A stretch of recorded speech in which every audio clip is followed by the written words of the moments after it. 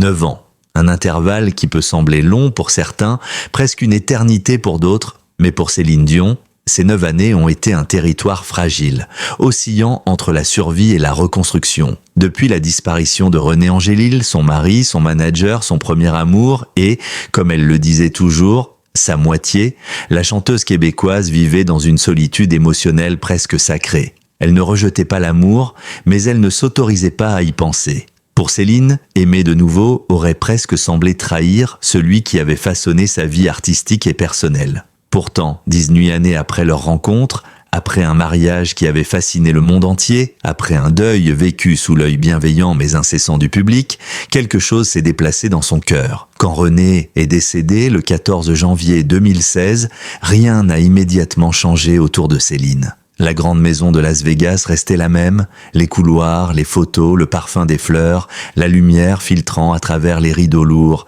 tout semblait figé. Mais ce qui avait changé, c'était elle. Le silence n'était plus le même. Il était devenu envahissant, presque assourdissant. Elle l'entendait même dans la respiration de ses enfants, dans le froissement des draps au petit matin, dans les pièces qui, désormais, n'attendaient plus les pas de René. Pendant des mois, Céline vivait comme une survivante. Elle se levait pour ses enfants, surtout pour les jumeaux, encore si jeunes. Mais elle n'avait plus la force de se lever pour elle-même. Sa carrière, pourtant inextricablement liée à René, semblait avoir perdu tout sens. Les premières interviews qu'elle donna après sa perte montraient une femme qui essayait de tenir debout, mais qui ne se reconnaissait plus. Elle parlait de lui au présent, puis s'interrompait brusquement. Elle cherchait parfois un mot, un souffle, comme si son cœur hésitait entre continuer à vivre et rester suspendu dans le passé. L'hiver de 2016 fut le plus long de sa vie. Les nuits l'empêchèrent de respirer. Elle se réveillait avec la sensation d'avoir rêvé quelque chose d'essentiel, mais qu'elle ne pouvait plus atteindre. Elle avouera plus tard que, pendant près d'1 an, elle n'a jamais dormi plus de 3 heures d'affilée. Beaucoup l'ignorent, mais Céline songea sérieusement à arrêter de chanter. Pas temporairement, définitivement. La scène avait été son royaume, mais aussi l'endroit où René veillait sur elle, où sa présence était partout. Dans le regard, dans la préparation des shows, dans les décisions artistiques, dans la manière même dont elle respirait entre 2 notes. Sans lui, chaque projecteur semblait trop lourd, presque violent. Pourtant, c'est aussi là que le premier signe d'une renaissance silencieuse commença. En remontant sur scène à Las Vegas, elle redécouvrit quelque chose qu'elle croyait perdu. Un lien profond avec le public. Comme si les milliers de spectateurs venaient chaque soir lui rendre un peu de ce qu'elle avait perdu. Chaque ovation n'était pas seulement un hommage à la chanteuse, mais à la femme blessée qui se tenait là. Fragile, mais courageuse. Céline se sentit portée. Non pas vers le bonheur, mais au moins vers la possibilité de respirer autrement. Mais l'amour, celui-là restait un territoire interdit. Les enfants, ses piliers et sa boussole. Le deuil n'a pas été un voyage solitaire. Les enfants, surtout René Charles, ont été les gardiens silencieux de sa stabilité. Ils observaient leur mère s'effondrer de temps à autre, mais ils la voyaient aussi se relever. Les jumeaux, trop jeunes pour comprendre pleinement ce qu'ils avaient perdu, vivaient cependant dans une absence palpable. Céline reconnaîtra plus tard que c'est en voulant protéger ses enfants qu'elle a commencé, malgré elle, à se reconstruire. Elle devait incarner la force, elle devait leur offrir une vie où l'amour ne mourrait pas avec une personne. Elle devait leur montrer que leur père resterait à jamais présent, mais que la vie continue d'avancer. Peu à peu, elle réapprit à rire avec eux, à cuisiner, à ranger, à passer du temps sans que chaque seconde soit marquée par l'ombre de René, et c'est dans ces instants simples que, lentement, elle réapprit à vivre. Le destin, pourtant, n'épargne jamais totalement. À mesure que la douleur émotionnelle commençait à s'adoucir, un autre combat surgit, celui de sa santé. Le diagnostic du syndrome de la personne raide, une maladie neurologique, rare et cruelle, transforma sa vie en une succession de traitements, de jours imprévisibles, de douleurs intenses, parfois insupportables. Mais ce chapitre de souffrance physique fut paradoxalement aussi le moment où elle réalisa qu'elle n'était plus seule intérieurement, que la force qu'elle appelait depuis des années n'était pas uniquement la sienne. Quelque chose en elle avait recommencé à battre. Non pas un amour nouveau, mais la capacité d'en ressentir un jour la possibilité. Céline, pour la première fois depuis longtemps, se surprit un soir à penser « Peut-être que je pourrais aimer à nouveau, un jour ». Et ce fut un tournant silencieux, mais gigantesque, l'environnement qui change, les gens qui entrent et sortent de sa vie. Au fil des années, Céline s'est entourée différemment. De nouveaux coachs vocaux, de nouveaux kinésithérapeutes, de nouveaux accompagnateurs personnels venaient ponctuer son quotidien. Certains restaient à quelques mois seulement, d'autres devenaient de véritables repères. Avec eux, une chose inattendue se produisit. Céline apprit que l'attachement ne signifiait pas automatiquement trahir René, que l'humain peut aimer de multiples façons, que la fidélité n'est pas l'immobilité mais la capacité de garder vivant ce qui fut tout en continuant d'avancer. Elle commença à sourire plus souvent, à écouter davantage, à accepter des regards bienveillants, à partager ses peurs, ce qu'elle ne faisait presque jamais. Pendant 9 ans, chaque fois que Céline apparaissait avec un ami, un conseiller, un musicien ou même un membre de son équipe, les rumeurs circulaient immédiatement.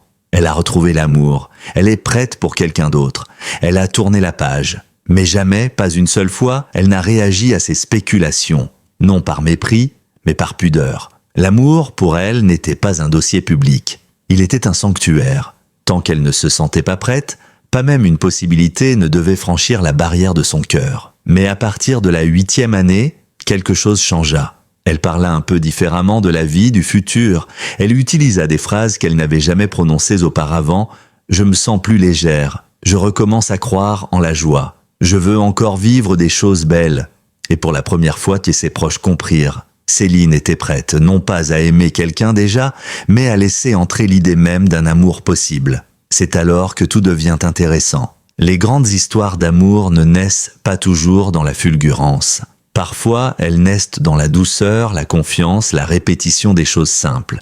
La personne qui allait peu à peu s'inscrire dans sa vie, discrètement, patiemment, n'était pas un étranger complet. Elle faisait partie de cet entourage élargi, celui qui l'avait accompagné dans ses années difficiles, celui qui se tenait à la frontière entre le professionnel et l'humain.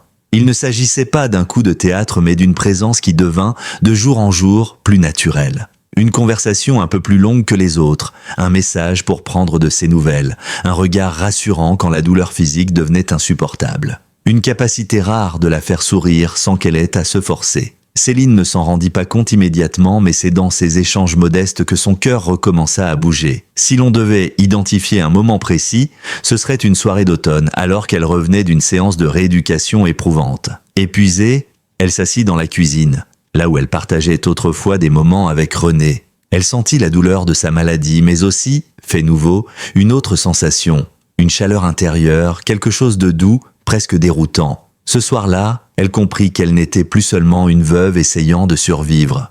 Elle était une femme qui pouvait encore ressentir de l'affection, de la gratitude, de la tendresse, peut-être même, un jour, de l'amour. Elle éclata en larmes. Des larmes qui n'étaient plus seulement de tristesse, mais de soulagement. Elle venait de renaître. Il y a des histoires d'amour qui naissent dans l'ombre, discrètes, tendres, presque invisibles. Et puis, il y a celles qui surgissent comme une explosion silencieuse, dérangeant l'ordre établi, bousculant les attentes, défiant les règles tacites qu'on impose aux femmes, surtout lorsqu'elles sont célèbres, vulnérables et au crépuscule d'une longue blessure. L'histoire qui allait bientôt entourer Céline Dion appartenait sans aucun doute à cette deuxième catégorie. Cela ne ressemblait ni à un coup de foudre romantique, ni à une promesse gravée dans le destin. C'était une histoire née d'un hasard improbable, d'un contexte inattendu et amplifié par un monde où chaque geste, chaque regard, chaque micro-interaction peut devenir une manchette mondiale. Et peut-être aussi, même si Céline ne se l'avoua pas tout de suite, d'un besoin profond qu'elle n'avait jamais osé formuler, celui d'être vue autrement que comme une icône blessée, comme une légende figée dans le deuil et la souffrance.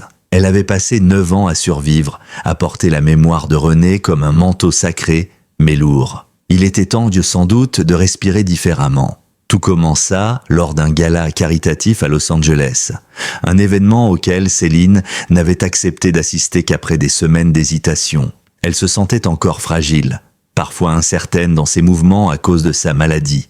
Mais ses médecins, ses proches et même ses fans l'encourageaient doucement à revenir au monde, à se réapproprier sa vie. Elle décida donc d'y aller, vêtue d'une élégance sobre, presque timide. C'est là qu'elle rencontra Julien Mercier, un réalisateur franco-canadien de 34 ans, connu pour ses documentaires sur la musique, la résilience et la force artistique. Il n'était pas une célébrité de premier plan, mais suffisamment visible pour être reconnu dans certains cercles culturels. Un homme intelligent, Passionné, au regard franc, curieux, doté d'une sensibilité rare. Il ne s'approcha pas d'elle pour obtenir une photo ou un projet. C'est Céline elle-même qui fit le premier pas, attirée par une discussion qu'il avait avec un producteur au sujet de la vulnérabilité des artistes face à la pression moderne. Elle se mêla à la conversation presque naturellement. Vous parlez de résilience artistique. J'aimerais bien savoir ce que vous en pensez vraiment. Julien se retourna, surpris mais pas intimidé. Je pense que la vulnérabilité est une force, pas une faiblesse. Et vous êtes l'une des rares artistes qui l'ont montré au monde entier. C'était une phrase simple, respectueuse. Mais pour Céline, qui depuis des années se sentait regardée uniquement à travers le prisme de la maladie, du deuil et de la compassion, c'était aussi une reconnaissance profonde, presque intime. Ils discutèrent 10 minutes, puis 20, puis 50. Elle souriait, lui écoutait. Et quand elle partit, elle sentit quelque chose qu'elle n'avait plus ressenti depuis longtemps. Une étincelle de curiosité. Pas encore de l'amour, mais une envie de revoir cette personne différente, jeune, vive, qui ne parlait pas à la superstar, mais à la femme. Les jours suivants, ils échangèrent quelques messages.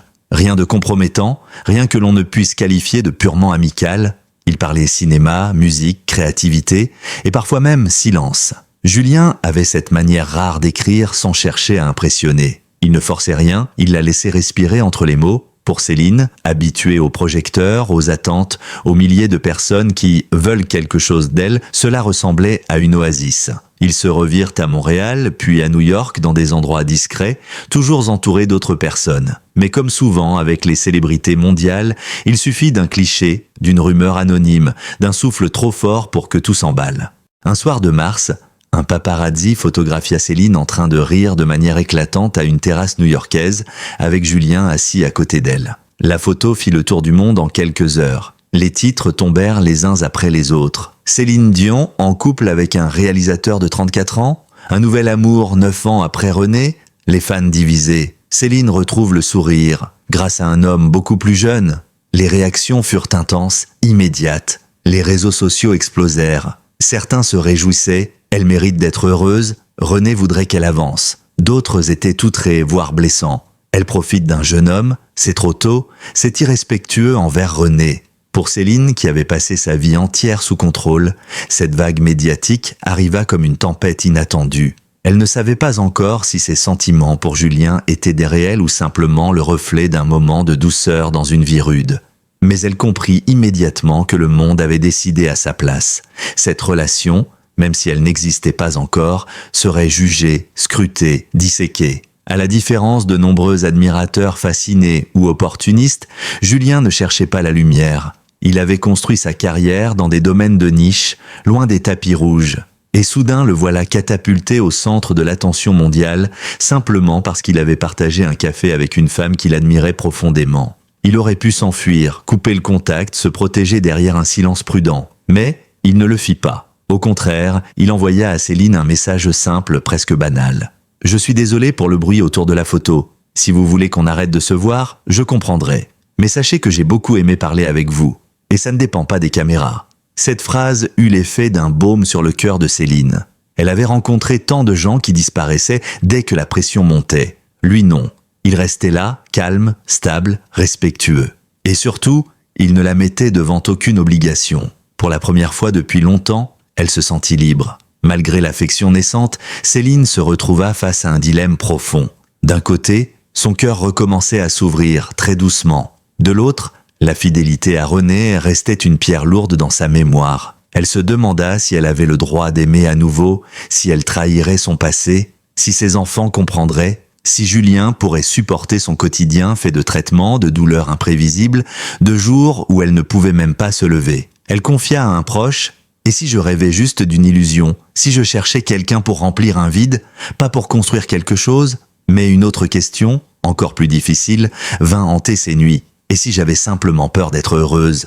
Devant les rumeurs qui enflaient, Céline décida d'intervenir. Pas pour confirmer quoi que ce soit, elle-même ne savait pas encore ce qu'elle ressentait, mais pour calmer l'incendie médiatique. Lors d'une interview, la journaliste lui demanda directement: « Céline, avez-vous retrouvé l'amour ?»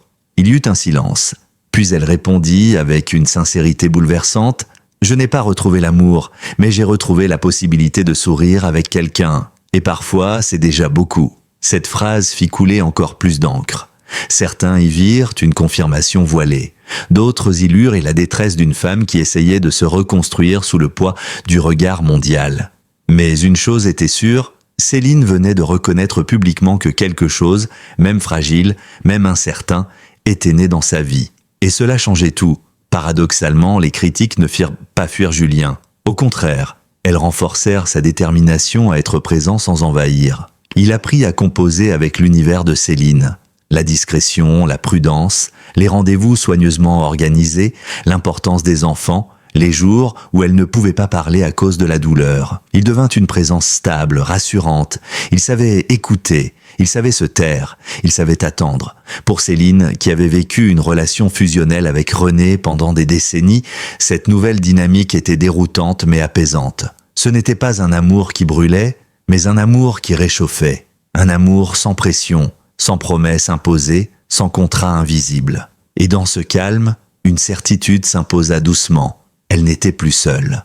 Lorsque les médias découvrirent que Julien avait 28 ans de moins qu'elle, une nouvelle vague de commentaires déferla. Les uns crièrent au scandale, les autres dénoncèrent l'hypocrisie, car le monde acceptait sans broncher que des hommes célèbres sortent avec des femmes bien plus jeunes, mais s'offusquaient quand l'inverse se produisait. Céline se retrouva au centre d'un débat sociétal involontaire. Une femme peut-elle aimer un homme plus jeune? Le deuil a-t-il une date d'expiration? Pourquoi juge-t-on différemment les femmes dans la cinquantaine qui tombent amoureuses? Et pourtant, au milieu des cris, une vérité restait immuable. Elle ne devait rien à personne. Un soir, alors qu'elle traversait une crise musculaire particulièrement douloureuse, due à son syndrome neurologique, Céline s'effondra en larmes chez elle. Julien, présent par hasard pour une réunion de travail, resta toute la nuit à ses côtés. Non pas comme un secouriste, non pas comme un amant, mais comme quelqu'un qui refuse de partir quand l'autre s'écroule. Il lui apporta de l'eau, il lui parla doucement, il ferma les rideaux, il attendit que la douleur se calme. Au petit matin, elle le regarda avec des yeux fatigués mais lucides. « Pourquoi tu restes ? Tu sais que ma vie est compliquée, très compliquée. » Julien répondit simplement « Je reste parce que je t'apprécie, pas parce que c'est facile. » Ce fut, sans qu'il le sache, le moment exact où leur relation bascula du possible vers le réel. Au fil des semaines, la proximité entre Céline et Julien devint impossible à ignorer pour ceux qui les côtoyaient. Même si leur relation n'était pas officiellement assumée, les signes étaient de visibles dans les regards, les gestes, l'atmosphère même qui entourait la chanteuse. Quand il entrait dans une pièce, son visage changeait. Quand elle parlait de lui, son ton devenait plus léger. Quand il partait, elle semblait retomber dans un silence différent, un silence habité. Leur complicité était naturelle, c'est presque imperceptible. Mais elle trahissait une évidence, ce n'était plus une simple amitié. C'était une présence nécessaire, une pierre angulaire dans une vie éprouvée, une réponse à un manque que Céline n'avait jamais cherché à combler, mais qui s'était imposé sans qu'elle ne puisse l'éviter. Elle lutta longtemps contre l'idée de rendre leur relation officielle. Non pas par honte, mais par peur. Peur de faire du mal à la mémoire de René, peur de choquer ses fans les plus fidèles, peur de s'engager dans quelque chose sans garantie, alors qu'elle vivait déjà dans l'incertitude constante de sa maladie. Mais il arriva un moment où, malgré ses réticences, l'amour devint trop grand pour être contenu. La bascule survint un dimanche soir dans la grande maison de Las Vegas. Céline partageait un moment rare et précieux avec ses 3 fils, René Charles, devenu adulte, et les jumeaux Nelson et Eddie, désormais adolescents. Ils regardaient de vieilles vidéos de famille, où René riait aux éclats pendant une répétition. À un moment, René Charles posa la télécommande et dit doucement « Maman, tu as le droit d'être heureuse aussi. Papa voudrait que tu vives, pas que tu survives.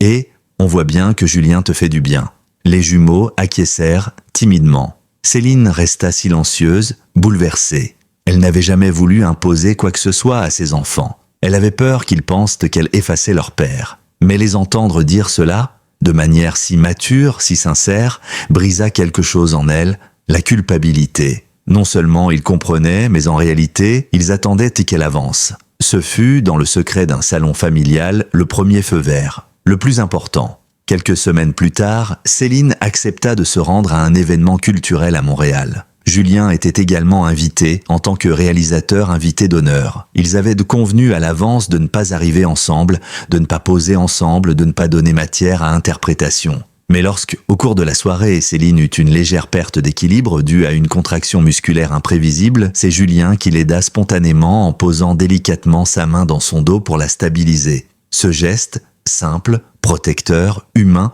fut capturé par 3 photographes. Et en quelques heures, il devint la photo la plus partagée de la semaine. Les titres pleuvaient, le regard tendre qui ne trompe pas. Céline soutenue par un homme plus jeune, ce que révèle ce geste. Vers l'officialisation, mais ce qui changea réellement, ce ne furent pas les articles. Ce fut la réaction des fans. Car une partie du public commença à dire « Elle a souffert tant d'années, pourquoi ne pas lui permettre d'aimer ?» Une autre partie restait plus sceptique. « Il est trop jeune. On dirait qu'il profite de sa vulnérabilité. » D'autres encore allaient de plus loin dans la critique. René se retournerait dans sa tombe.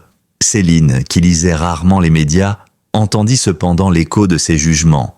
Et elle comprit que si elle n'assumait pas elle-même sa vérité, les autres continueraient d'inventer la leur. Un soir, elle l'invita chez elle pour un dîner simple, loin de toute agitation. Ils parlèrent de musique, de cinéma, de la maladie, des projets qu'elle rêvait encore d'accomplir. Puis, au milieu de la conversation, elle lui dit « Si on continue, il faudra accepter que le monde entier s'en mêle. Je ne veux pas t'entraîner dans quelque chose que tu ne pourras pas supporter. » Julien prit un moment, il la regarda longtemps, sans détourner les yeux.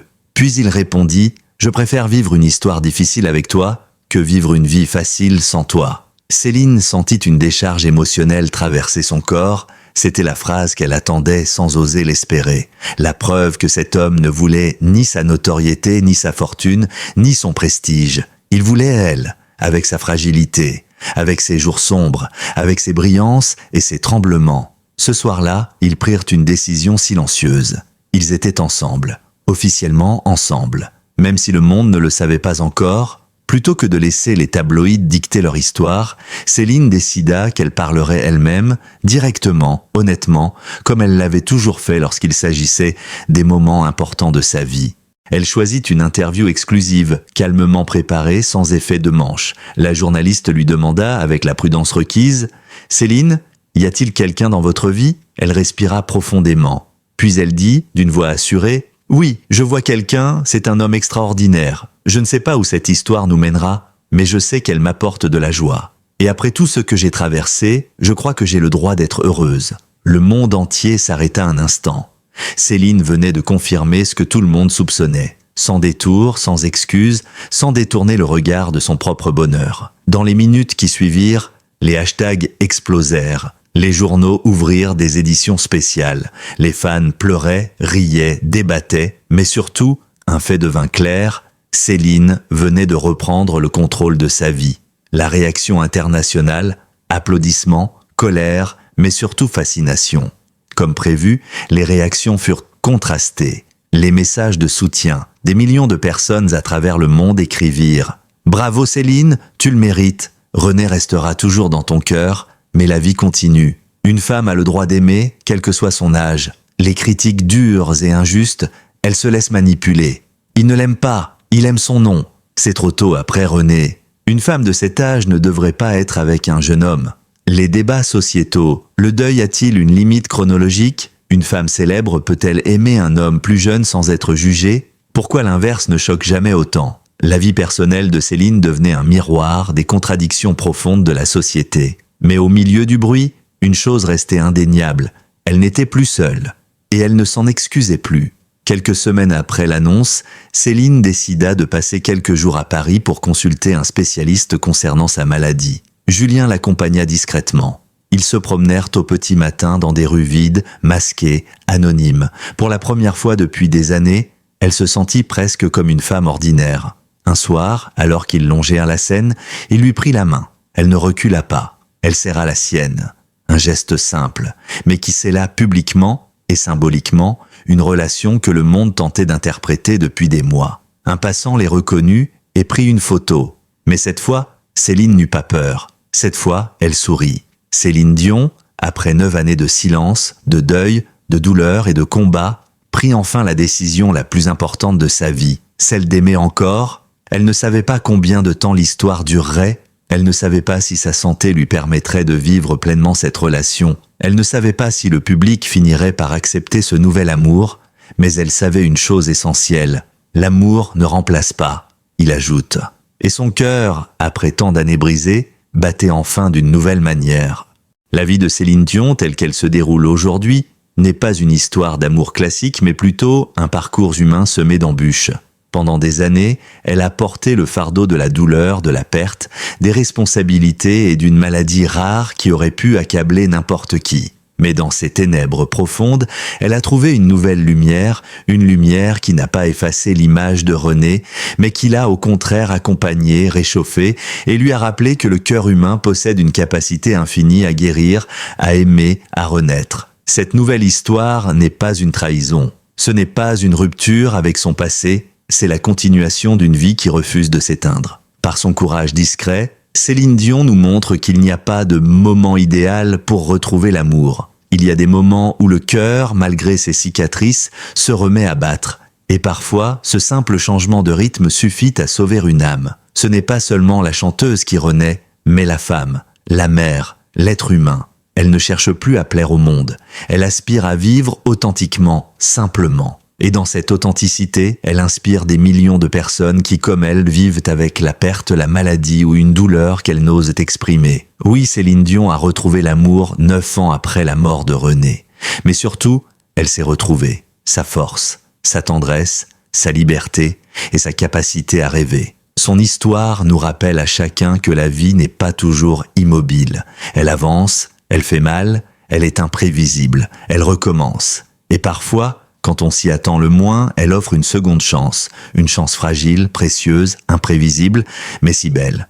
Que pouvons-nous apprendre de cette expérience? Peut-être ceci. Il n'est jamais trop tard pour aimer à nouveau. Il n'est jamais trop tard pour guérir. Il n'est jamais trop tard pour choisir de s'aimer. Et si Céline Dion, l'une des femmes les plus admirées et respectées au monde, ose aujourd'hui écrire un nouveau chapitre de sa vie, alors chacun d'entre nous, à sa manière, peut aussi s'autoriser un nouveau départ. Si cette histoire vous a plu, si vous souhaitez découvrir d'autres récits touchants, exclusifs et inspirants sur des artistes, des icônes culturelles et des histoires vraies qui vous émeuvent, n'oubliez pas de vous abonner à notre chaîne dès maintenant. Abonnez-vous pour ne manquer aucune vidéo sur des révélations émouvantes de vos célébrités préférées, des histoires d'amour, de succès, de lutte et de renaissance. Des analyses approfondies d'un journaliste qui étudie les célébrités depuis 15 ans, des documentaires poignants et des histoires vraies qui touchent des millions de spectateurs. Aimez la vidéo si vous souhaitez soutenir un contenu de qualité et authentique.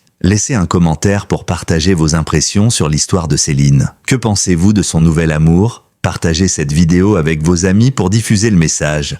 L'amour n'a ni âge ni limite de temps et il vaut son pesant d'or. Nous et nos émotions. Votre soutien est notre plus grande source d'inspiration. Merci d'avoir lu cette histoire jusqu'au bout. Merci d'être là. Merci d'avoir apporté à Céline et à vous-même un peu d'espoir, un peu de lumière, un peu de foi en l'amour. À bientôt pour une nouvelle histoire et n'oubliez pas, abonnez-vous.